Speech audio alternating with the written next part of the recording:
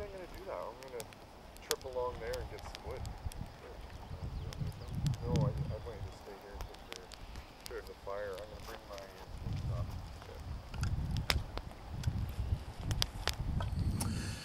I thought it'd be interesting to talk about how we started on this Right. venture. Yeah. And I remember you sent me an email with an attachment to a text that was on the Working Center site Right. about archaeological finds in Kitchener-Waterloo region. And following that, we decided to see if we could retrace or find those settlements, which were Attawandaron settlements, neutral people settlements, from, it would have been 17th century, I guess. Yes. Yeah, 1630s. And that was, just the experience of doing that, of going out, getting out in the land, not knowing what I would see, not knowing what I would experience, not knowing what I would encounter. And you neither, I suppose. No. We didn't know what we were going to find. No. And it wasn't so much a matter of what we found, but it was more, I think, the natural space that we ended up in, that we thought, yes, of course, this is a natural, this is a natural place to pitch a tent, set up a longhouse, to create a temporary summer site or a permanent site. I mean, that feeling, I think, I was experiencing that. We didn't find artifacts. We found spaces, we found natural spaces, we found basically parts of the land which looked like they were inhabitable. We had to your use our experience was? imagination we could understand suddenly, if I remember what I was thinking, in particular the Cherry Park site where, okay, well, Victoria Park used to be a swamp, so we had to imagine that. And they were up, that village site would be up, elevated into a nice spot, but far enough away from the Grand River that you're somewhat protected. It's a bit of a journey to get to that site. And there was a creek that ran through it. And part of the description that was in the working center of this site, which was written in 1895, I believe, spoke of a creek with a bit of a swampy area with some grass reeds that were growing. And when you and I went to Cherry Park, that was still there, that was still intact. Yet the creek, as you pointed out, is definitely diverted along the way. It just pops out here again. Yeah. I mean, there's a railroad that runs across Yeah. it, there's a factory, there's all these places. That creek is now underground in culverts, but it popped up right there in that section. And it felt magical to me that this one little spot is still here, still matches the descriptions. Right. But for me, I think it was the sense of the land and the lay of the land. When we went to those two sites, so there was the Huron Park site, that gave us a sense of the land and how people would use it. We're told that there were a lot of fruit and nut-bearing trees in the area, particularly the Cherry Park site. Well, they're all gone now, they're chopped down. The Huron Park site, that one is difficult to imagine when we went there, and they have the fenced off spot, and you look and you see the layouts for the longhouses. It was hard to imagine a lot of people being in that place.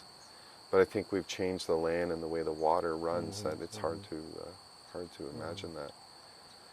But it was, for me, it was this overall sense of the land just changed for me completely. Our roads disappeared, and suddenly it was about hills and valleys and waterways. Right. Water courses. Yeah. So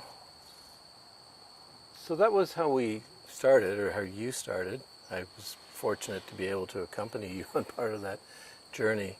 So then, from there to the rare conservation site here, How did you imagine?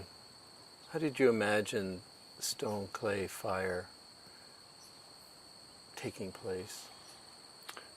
When you and I went for all those walks and researching old trails that intersected this area, and in some cases roads are still on them, that really, it got me thinking about things that just lie under the surface. And I didn't know what I was going to do with all that. I just let it sit, ruminate, and I suddenly just had this vision of a circle with fire on a hill, a plateau of sorts, overlooking a valley. I could see that clearly. That's in my head, and I wanted to make that happen. So I created the model. I did some drawings. But in a way, it's a circle, which is an indigenous space. But in a way, it's kind of X marks the spot. I wanted to reclaim. I wanted this project to be about reclaiming spaces, indigenous spaces. Now, I'm an indigenous person, but my ancestry is not from here. I'm from Newfoundland. My ancestry is Mi'kmaq and French. So I know that the people here are Anishinaabe and Haudenosaunee, and these people, this is their land. This is the land that they inhabited. So it was an awkward place to be, I think. But ultimately what I wanted to do was to draw people to the place, to draw them in. And that was certainly successful. And, I think from our presence here, that has created, it's opened up channels. Certainly the people at RARE are all keen and eager to have Indigenous people participate in some way with land management. So when you talk about bringing people together, you talked initially about X marks a spot, but X marks a spot in the sense that you did see the circle as a way to bring people together. Yes. Do you want to talk about that? Well, I know that all our ceremonies occur in the circle, and certainly within a circle there's no hierarchy, and when we're around a circle we're looking at each other in the eyes and we're face to face, and there's no somebody up on the podium and everybody's sitting comfortably in their chair staring up at the person. There's none of that. So certainly the circle has that power to make us all equal, bring us together in that way. And and of course ceremonial. So I knew that power of the circle would be there, and I wanted to bring Indigenous people and people that are non-Indigenous together, and to think about the land and think about our use of it and how we walk on it, and invite people to come and stay and be on the land for that period of time, to get that sense. Was there anything that surprised you about how it did that, how people came together? It really did. It surprised me incredibly. I mean, I was frightened. I thought I'd be out there by myself. But people started to come. As soon as we had Peter talk, do that talk on the 20th. Peter Schuler, elder from Mississauga New Credit Reserve. And he came and we must have had 100 people here. I thought we'd have 20. Well, actually, I was hoping for 60, around there. But 100 people showed up. I was amazed. They had to do some work to get here. That seemed to set the tone. And then the next day was starting the fire. And people it was just an open invitation. Please come. And we had easily 20 people there to help start that fire. And that just continued. People kept coming. So part of me thinks it was something about the fire. As soon as we started the fire, that's when people came. There was something about that. So we have the circle, but the fire was also a power that drew people here. So we have the remnant of the circle. We have the clay-filled trench, and it's being kept by RARE. We also have the directional markers in the ground still. Right. What will be the legacy of the stone clay fire making a circle? So I envisioned that it would go back to the earth, in keeping with our research and our discoveries about hidden places and artifacts underneath. I wanted this to become an artifact. But I think that the people at Rare would like to maintain the space and use it. So suddenly it grows and takes on another meaning.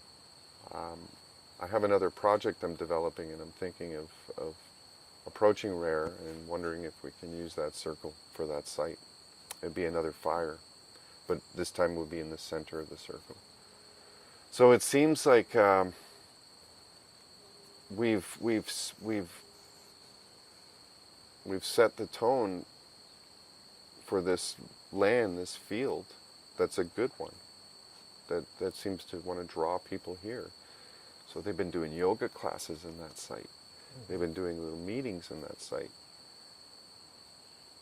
So it's curious. We'll see how it goes. But like I said, I envisioned it returning. And I think the people here would like to keep it going. Mm-hmm. Is there anything that surprised you or was unexpected? I mean, clearly the response by people was unexpected that we received. Just in the process, I know that we experienced some weather challenges during the week of the fire, but weather is always variable, so you were prepared for that mentally in any case. I don't think I was, but we had to adapt. That was it. We had to adapt. Mm-hmm. Every day was different, which led me to think about how much we're missing when we're in our houses, in our indoor spaces. Because we were outside for that full week. We had the luxury of going down to North House to prepare meals in the rainy weather, and we did do that. But we still kept the fire going. But we could leave for a couple hours. But for the most part, we were outside for that 7 days. Mm-hmm. And every day was a different experience. Every day gave us something else. So at the end of that week, it ended up being a full, rich experience. Mm-hmm. That week seemed like a month. How much we miss. Not like camping. This was different, right? But yeah. And there was a lot of wood to gather.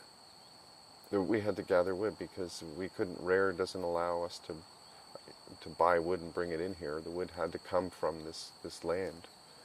They were conscientious about other species being brought in firewood. If I could buy a few cords of firewood and we had a pile right there, that would have been a different scenario. But we had to go collect wood, which was difficult, not easy. It was work, and every day we did that. That gave some meaning to the fire. The fire demanded work from us to keep it going. And just to collect that wood, we had to go to all reaches of this little property here, this field, into the forest, on the fringes. And we had all kinds of experiences with snakes that we'd encounter, or different kind of butterflies that you would see. That made it worthwhile. I couldn't imagine it any other way, really.